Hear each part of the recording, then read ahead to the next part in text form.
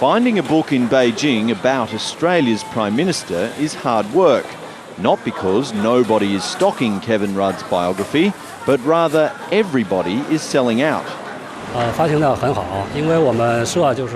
It has good sales. 10,000 books have been sold out in a few days, and many bookstores around China are asking for it. The intense interest in the man known here by his Chinese name of Lu Kewen is driven by the belief that he's the first Western leader to be fluent in Mandarin. Kevin Rudd learnt the language during his time as a diplomat in Beijing. In the first speech of his first visit as Prime Minister, he put those skills to use, targeting China's most sensitive issue, Tibet. We recognise the need for all parties to avoid violence and find a solution through dialogue.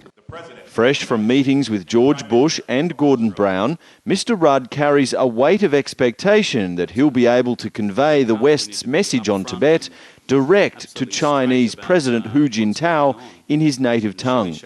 The Australian leader told a university audience in Beijing that he will address what he calls significant human rights problems in Tibet.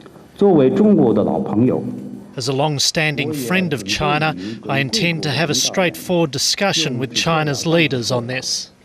Experts on Australia-China relations believe such a public approach from the Prime Minister is risky. Public announcements criticising Beijing over its actions in Tibet, that won't play very well at all. Maybe behind closed doors, when he has one-on-one meetings with the senior Chinese leaders, Tibet can be usefully discussed. With the world's attention on Tibetan protests during the Olympic torch relay, China's leaders may be more sensitive than ever to foreign advice on what they consider an internal issue. More protests are expected when the Olympic torch arrives in Australia in 2 weeks, but Kevin Rudd won't be there to greet it. It's not a boycott though. He says he has a previous engagement.